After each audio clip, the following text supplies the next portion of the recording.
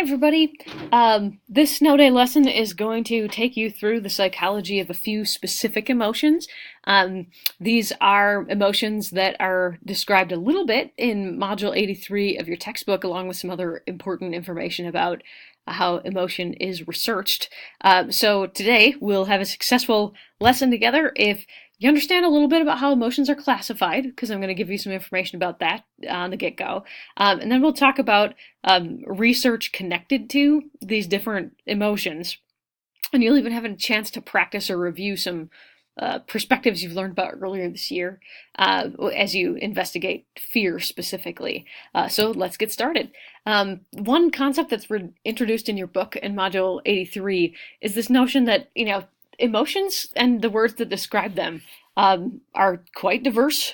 There's lots of ranges of emotions, and different cultures even use different words to describe similar and related emotions. So this makes this really complicated. One way that researchers have attempted to classify and describe emotions in a way that helps us make comparisons between them is to use two different dimensions to describe them. So the first is going to seem a little familiar to you. The second is probably one that you've not heard of before. So the first dimension that we use to talk about emotions is what kind of arousal is associated with them. Are they associated with high levels of arousal, right? Like lots of sympathetic nervous system activity, pounding heart, deep breathing, perspiration, very active state, or are they associated with low arousal? So low heart rate, low breathing, less perspiration, more digestion, that kind of stuff. So high sympathetic nervous system activity, low sympathetic nervous system activity.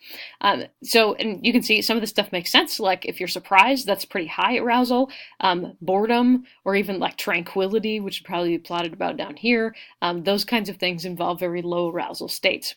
Now, there's a second dimension that we can use to describe these differences, and that is whether the emotion is of positive valence or high valence.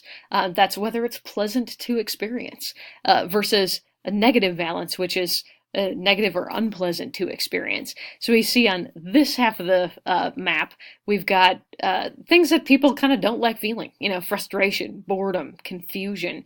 Those are more negative in their valence.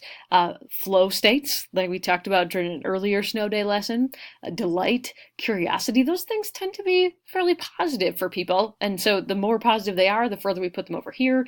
The more negative they are, the further we plot them over here. So something like tranquility, as I mentioned before, might be kind of low in arousal. If you're tranquil, it should be a fairly low arousal state, but most people experience that as pretty positive. So if I were plotting it, I'd probably put it right about here. By contrast, frustration might involve some arousal. Like people tend to get worked up a little bit if they're frustrated, and it's pretty negative. So people would describe that as a high arousal but negative valence type of emotion. Now, the three emotions that we're going to focus on today, unfortunately, two of them are fairly low in valence. Fear and anger, those tend to be rather unpleasant emotional experiences. We'll also talk a little bit about happiness, though, and the research on that. In fact, our first of these emotions, you're actually going to be doing some more exploring on your own. What you're looking at on the screen here is a word cloud that was generated when I had asked students from a previous section, obviously, since I didn't get to see you guys in class. But a previous section of students, I had asked them, what are your top 3 things that you're afraid of? And they had to list them. They weren't given choices, like they just had to list what they were volunteering as information. And of course, it was voluntary. But what people reported in a word cloud, those words are larger if they're reported multiple times. They appear smaller if they've only been listed once.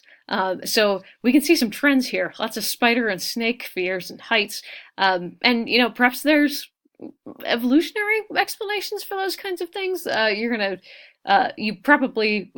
actually talked about this in class before, the idea that, some fears might be adaptive if they protect people from natural dangers, and natural selection might create these even in modern humans that don't regularly encounter these kinds of dangers.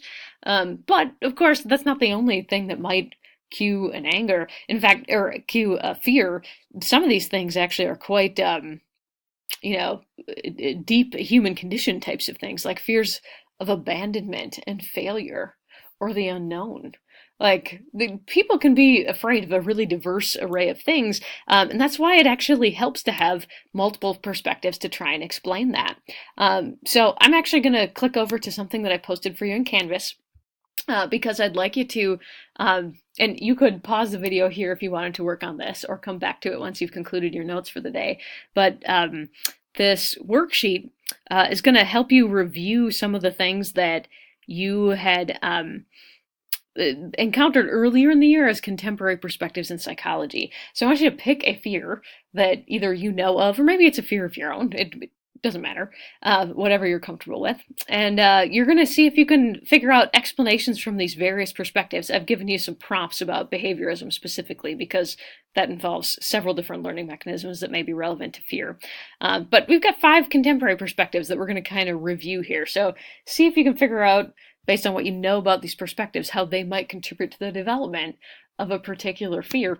And we'll be discussing that in class next time we're together.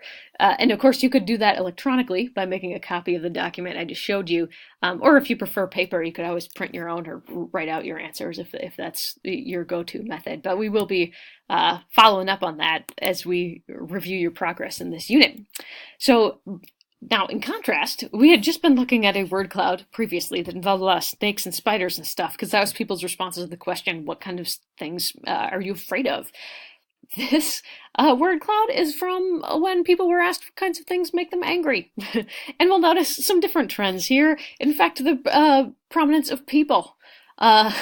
And even some animals, school in general, like lots of stuff here. Injustice. Oh, I like that one. So, these kinds of things, although just like with fear, we can be angry about a lot of different things, there are some trends in the kinds of things that trigger people's anger. Most often, it's stuff that people perceive to be as malicious, stuff that could have been avoided, but was purposefully done in order to make your life miserable.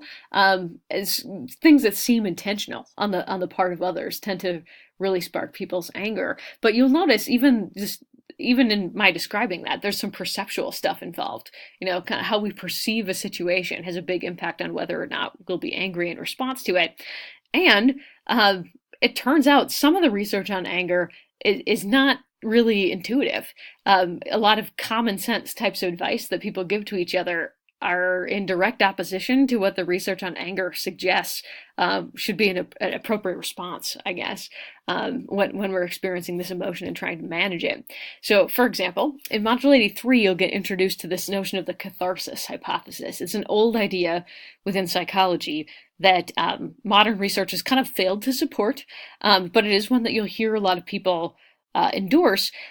Like, you've probably been told, if you're really upset about something, you've probably had a friend tell you, oh, you just need to vent, either by talking about the thing really angrily and by talking about how mad you are, or venting on social media, or maybe just physically, like, throwing things, or like punching a pillow or a wall or something. Hopefully not a person. Like, I would hope you haven't taken it that far.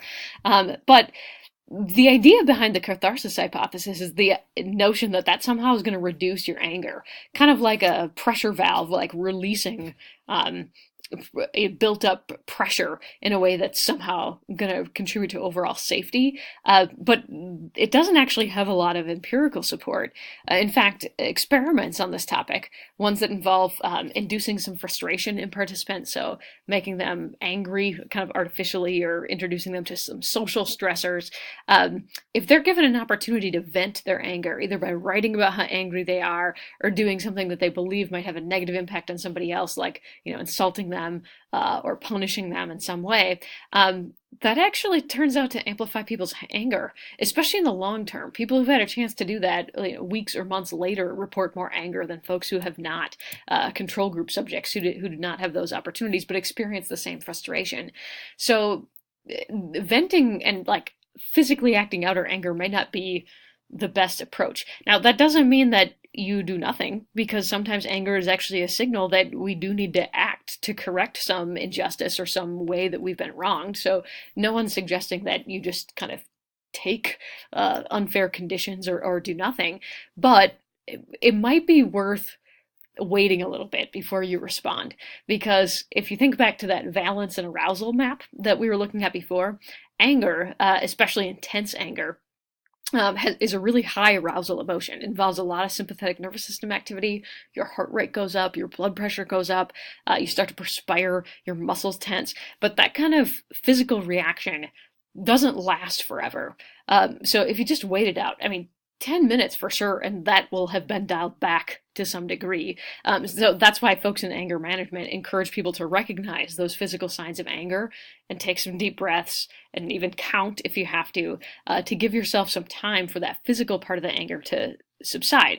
Now, when it subsides, it doesn't mean that the injustice is gone or that you feel that things are okay, but you may be able to respond in a way that you're less likely to regret, and maybe not with the intensity that you had initially felt when the anger set in. By the same token, it's helpful to not ruminate about the reasons that you're mad, to sort of sit there thinking about all the reasons that other person was wrong and you're so right. Instead, if you do have a conflict, especially with another person, maybe work to resolve the problem. So do some problem focused coping to try and correct the situation to begin with, so that both parties can feel that it's been resolved. And especially if you're working with other people in your communications classes, you've probably learned about the use of I statements, I feel frustrated when you take my things without asking. Those kinds of things are a way to frame the disagreement a little bit more neutral. So you're reporting feelings rather than accusing the person of being awful or evil. And that does tend to help move things forward in a way that's going to be less likely to activate the other person's defenses. And of course, there is a reason that all the world's major religions do emphasize forgiveness as a practice. If it's appropriate, if you've dealt with it and you are ready to broach that, forgiveness can be incredibly freeing, for not just for the person who is being forgiven either, for the person doing the forgiving. It takes a weight off your shoulders because it's just giving yourself permission not to be mad about this thing anymore so that you can move on. So if it's possible to approach that and if it's appropriate, forgiveness is really not a bad thing. Of course, there might be a time when people are not ready for that, so it kind of depends on the situation. But I'd think about it. So our last emotion that we're going to get introduced to here just briefly and get you some research on the modern psych literature in relation to it is happiness. There's a great deal of interest in happiness research right now, in part because for the past couple decades or so, the subfield of positive psychology, which focuses on how we can improve human well-being and thriving through psychological research on what things promote happiness.